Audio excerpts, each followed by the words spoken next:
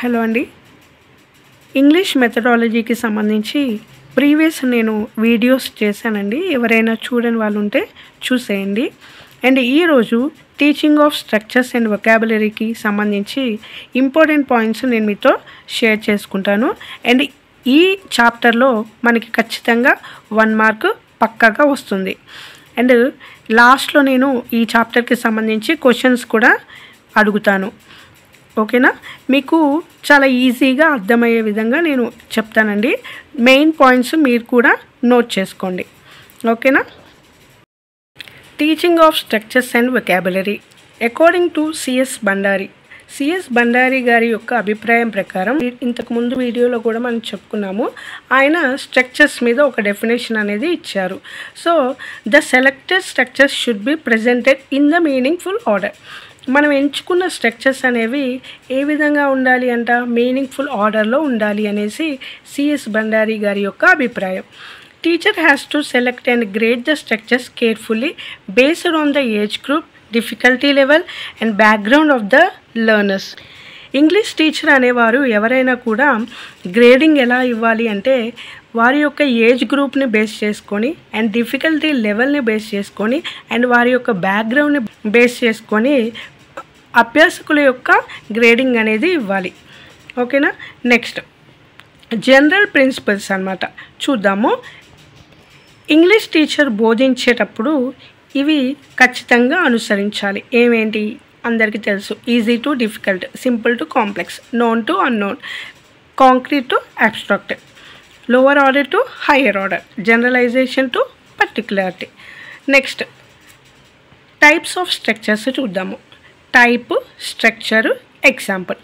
అయితే ఈ టైప్లో 2 pattern, 3 pattern, 4 pattern, interrogative, negative pattern, question tags అనేవి ఉంటాయి. 2 ప్యాటర్న్ అనేది సబ్జెక్టు ప్లస్ వర్బ్ అనేవి ఉంటాయి.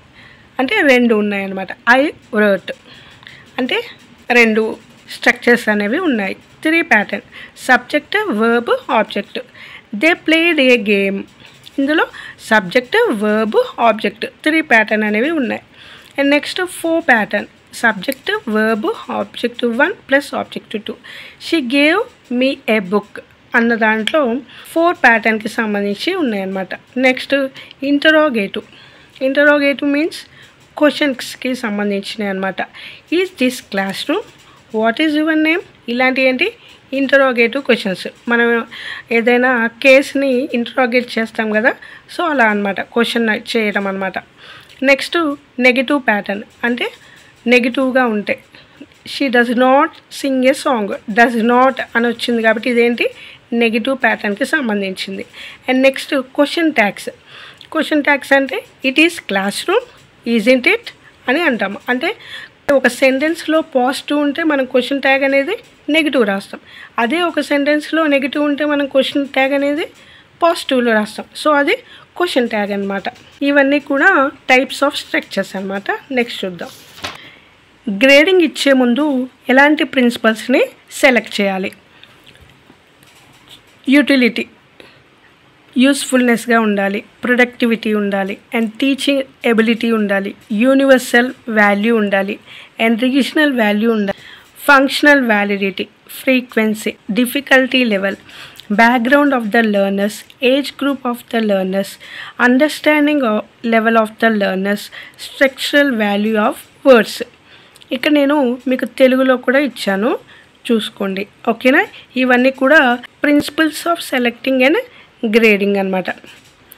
నెక్స్ట్ వచ్చేసి ఇంపార్టెంట్ టీచింగ్ ఆఫ్ వొకాబులరీ. అసలు వొకాబులరీ అంటే ఏంటి? పదజాలం అని అర్థం. Vocabulary stands for the words, synonyms, antonyms, prefix, suffix, one word substitutes. ఇక్కడ చూడండి, పదజాలం అనేది పదాల ఆధారంగా, సినోనిమ్స్ అంటే ఏంటి? అర్థాలు. నెక్స్ట్ యాంటోనిమ్స్ అంటే ఏంటి? వ్యతిరేక పదాలు. అండ్ ప్రిఫిక్స్ అంటే ఇక్కడ చూడండి, ప్రిఫిక్స్కి సఫిక్స్కి మనల్ని ఖచ్చితంగా ఒక క్వశ్చన్ అనేది వీటి మీద అడుగుతారు. సో నేను దీని గురించి కూడా ఎక్స్ప్లెనేషన్ ఇస్తాను. రీరైట్ అని ఉంది ఇక్కడ, అండ్ అన్హ్యాపీ అని ఉంది. సో ఈ పదానికి ముందు ఉన్నవే ప్రిఫిక్స్ అన్నమాట. ఓకేనా? అండ్ టీచర్, ఈ టీచర్లో ఈఆర్ అనేది లాస్ట్, డెవలప్మెంట్లో మెంట్ అనేది లాస్ట్లో ఉంది.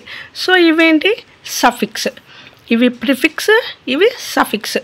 పి అనేది మనకి ఆల్ఫాబెట్లో ఫస్ట్ వస్తుంది, ఎస్ అనేది పి తర్వాత వచ్చింది కాబట్టి ముందు ఉన్నాయి ప్రిఫిక్స్ అని, తర్వాత ఉన్నాయి సఫిక్స్ అని గుర్తుపెట్టుకోండి. ఖచ్చితంగా వీటి మీద మనకి 1 క్వశ్చన్ వస్తుంది.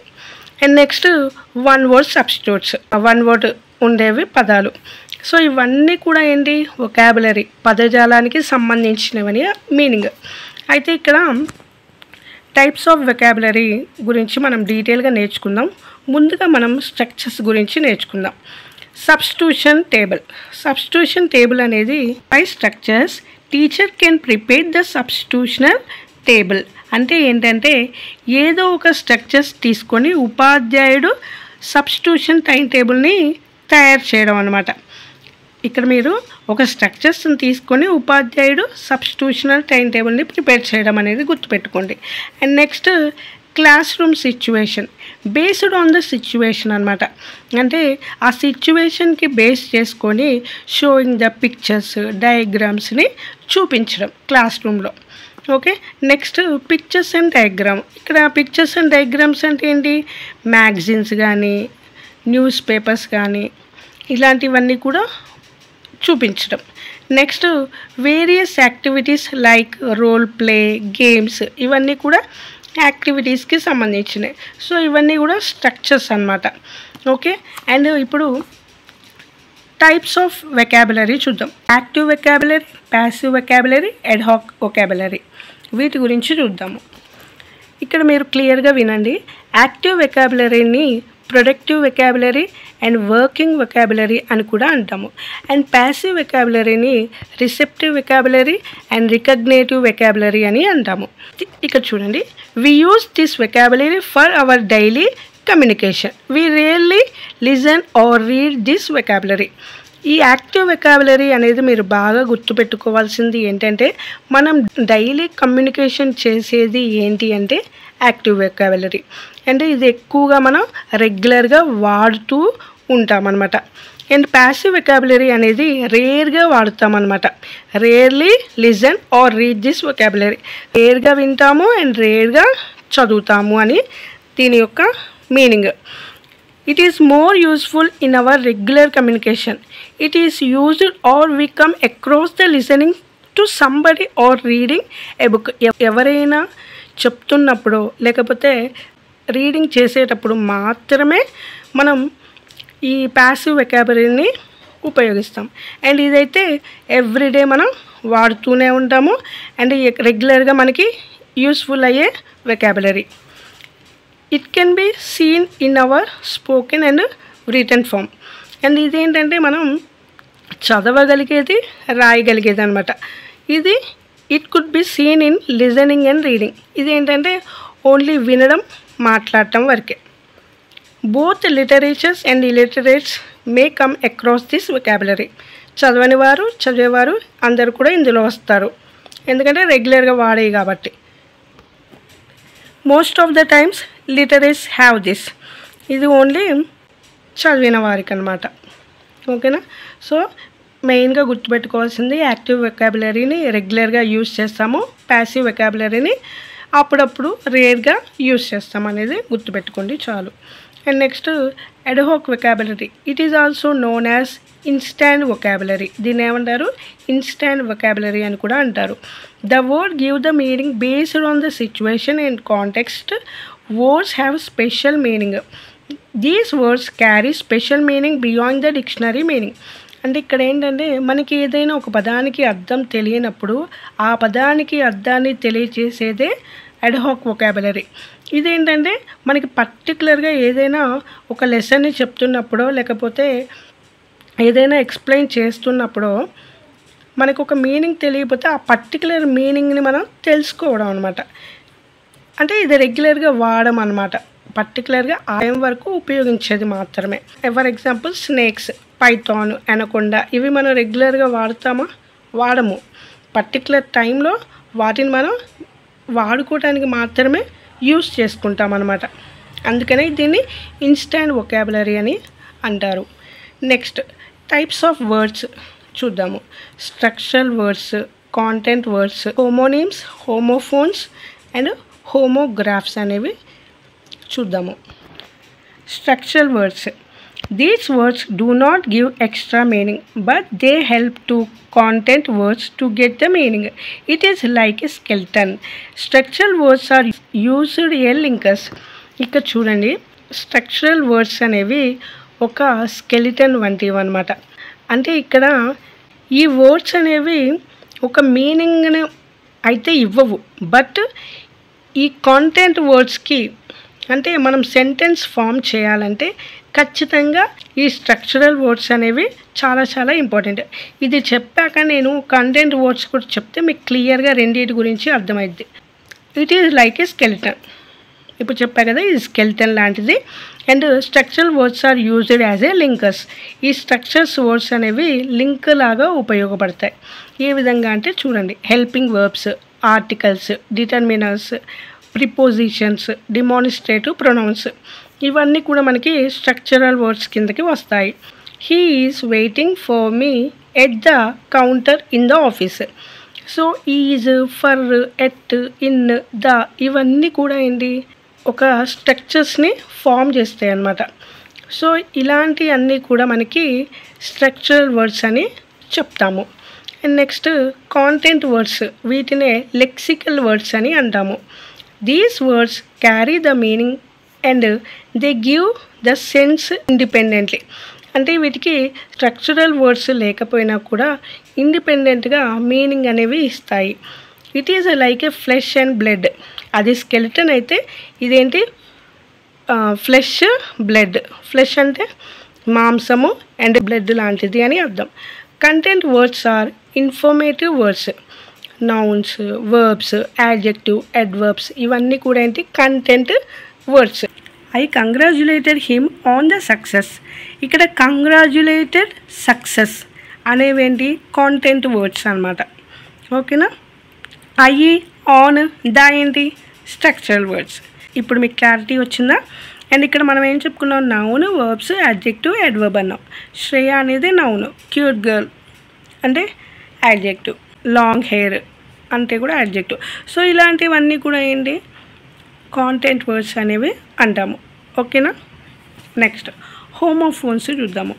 ఈ హోమోఫోన్స్ అంటే సేమ్ సౌండ్ వస్తాయి అన్నమాట, but spelling and meaning different. Phones అంటే ఇక్కడ మీరు గుర్తుపెట్టుకోవాల్సింది సౌండ్ అనమాట. Sun, sun. సన్ అంటే ఏంటి, కొడుకు. సన్ అంటే సూర్యుడు. సి అంటే సముద్రం. సి అంటే చూడటం.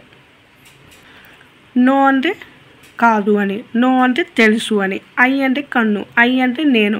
సో ఇట్లా సౌండ్ అనేది same, but meaning and spelling అనేది డిఫరెంట్ అనమాట.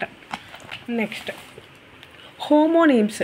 హోమోనిమ్స్ అంటే సేమ్ స్పెల్లింగ్ ఉంటుంది అండ్ ప్రొనౌన్సియేషన్ కూడా సేమ్, బట్ మీనింగ్ అనేది డిఫరెంట్ ఉంటుంది.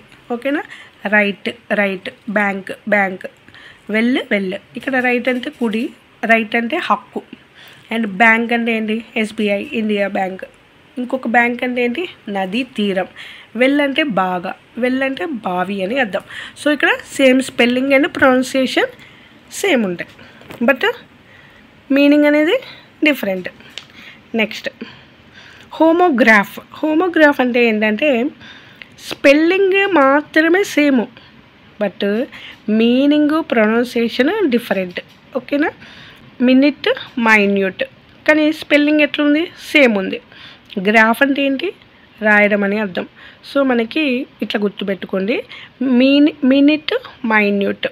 మినిట్ అంటే నిమిషం, మైన్యూట్ అంటే చాలా చిన్నది అని అర్థం. లివ్ అంటే నివసించు, లైవ్ అంటే ప్రత్యక్ష ప్రసారం. లెడ్ అంటే ఒక మెటల్, సీసం. లీడ్ అంటే షోయింగ్ ద వే, ఒక మార్గాన్ని చూపించేది. సో ఇదేంటి, హోమోగ్రాఫ్ అని అర్థం. Next task or activity to develop vocabulary. మనం వొకాబులరీ పదజాలాన్ని మెరుగుపరచడానికి ఏవేంటి ఇవ్వాలి activities. By reading, brain storming, by performing action, language games, dictation, by explaining different forms of the words, by explain new words through situation, quiz, puzzles. So వీటి ఆధారంగా పదజాలం అనేది improve చేయవచ్చు. అంతే అండి. ఇప్పుడు క్వశ్చన్స్ అనేవి వీటి మీద అడుగుతాను.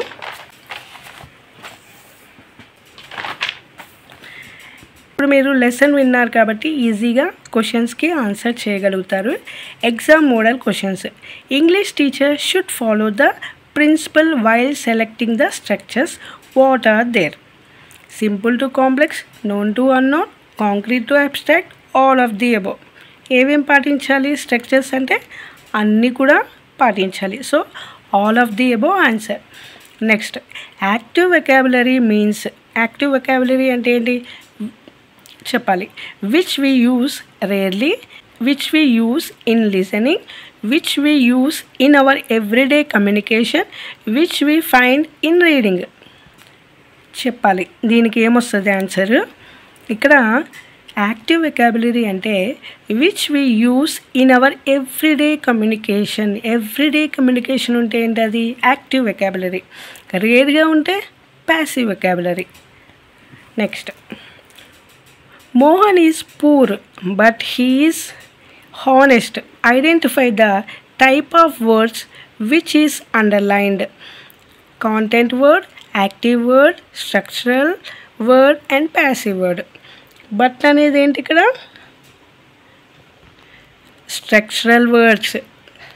Okay. Next, listening and reading purpose vocabulary are also known as. Listening reading ఏంటివి? Passive vocabulary. ఓకేనా? ఈ వీడియో కనుక మీకు నచ్చినట్టయితే తప్పకుండా లైక్ చేయండి అండ్ సబ్స్క్రైబ్ కూడా చేయండి. Thanks for watching.